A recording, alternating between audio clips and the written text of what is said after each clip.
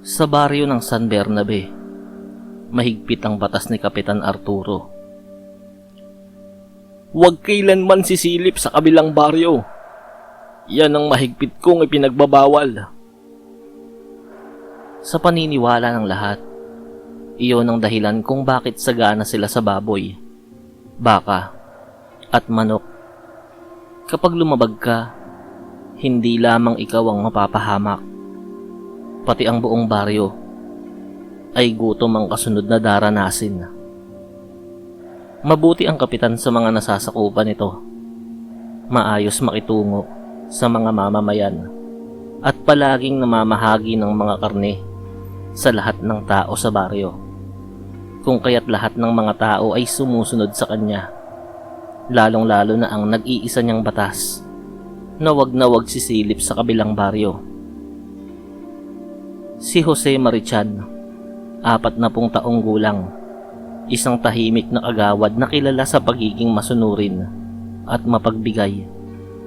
Palaging sumusunod sa patakaran, ngunit lagi siyang nagtatanong sa sarili, ano ba talagang meron sa baryong yun?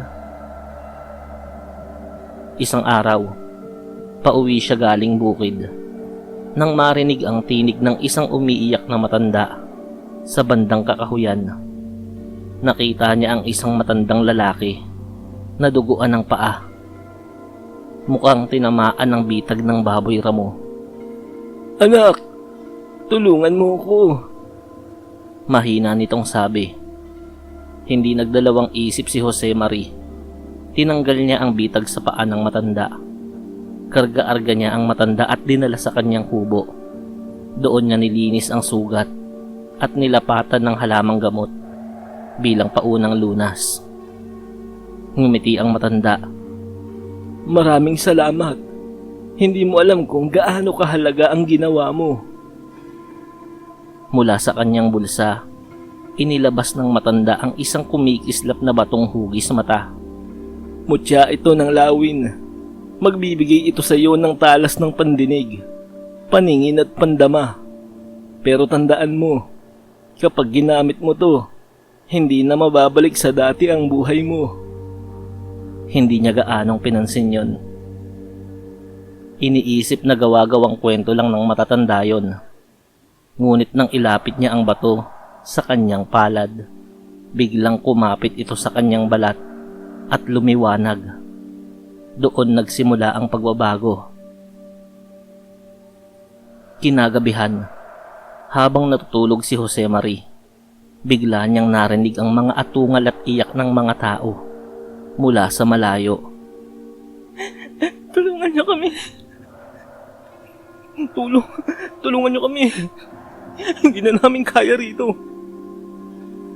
Nagising siya at napatingin sa direksyon ng baryong ipinagbabawal silipin. Ang pandinig niya ay tila umabot ng milya-milya, at nang silipin niya mula sa burol gamit ang kanyang paningin, nakita niya ang mga ilaw at mga anino ng kakaibang nilalang na kumikilos. Mga tao, nakakadena, at may mga aswang na kumakain ng laman ng tao sa liwanag ng buwan. Diyos ko, bulong niya. Doon niya naisip, ito pala ang totoong dahilan kung bakit bawal sumilip dun. Alam ba to ni Kapitan? At ayaw niya lang kaming mapahamak. Dumating siya sa ipinatawag na pulong ng barangay kinaumagahan. May nakakita raw na umiikot ka malapit sa hangganan kagabi. Ha, Jose? Ngumiti siya. Nagkunyaring walang alam. Pero sa kanyang loob, nag-aalab na ang galit. Natapos ang pagpupulong at hindi naman napatunayan ng mga ibinibintang sa kanya. Hindi na siya makakapayag. Kailangan niyang kumilos. Hindi lamang para sa katarungan, kundi para sa kalayaan ng mga inosenteng tao sa kabilang baryo. Sa tulong ng mutya, nakalusot siya sa bantay ng hangganan at nakarating sa kabilang baryo. Doon ay nakita niya ang impyerno. Mga bahay na sunog at winasak. Mga tao, ginawang palahian at nakakulong sa mga kulungan. Mga batang umiiyak habang nilalapitan ng mga aswang na may mahahabang kuko at itim na mga mata. Isang matandang babae ang lumapit sa kanya, payat at sugatan. Ginoo, tulungan mo kami. Lahat kami gagawing pagkain. Ang mga aswang, sila ang tunay na may kontrol dito. Matagal na. At sa gitna ng lahat, isang napakalaking nilalang na parang tao ngunit may balat ng unggoy at pakpak ng paniki. Ang pinuno ng mga aswang, pero hindi niya yun mamukaan. Dalawang aswang ang nakakita sa kanya at sumugod. May matutulis na ngipin at mahahabang dila. Ngunit dahil sa mutya, naging kasing bilis siya ng hangin. Umiwas siya sa mga kuko at gamit ang gulok na dala niya, pinutol niya ang ulo ng isa sa pamamagitan ng pagtaga niya sa leeg noon. Ang isa'y sumugod mula sa itaas, ngunit gamit ang lakas ng kanyang pandama, naramdaman niya ito bago pa man umatake. Parang kalkulado niya ang eksaktong oras ng paglapit ng distansya ng nilalang.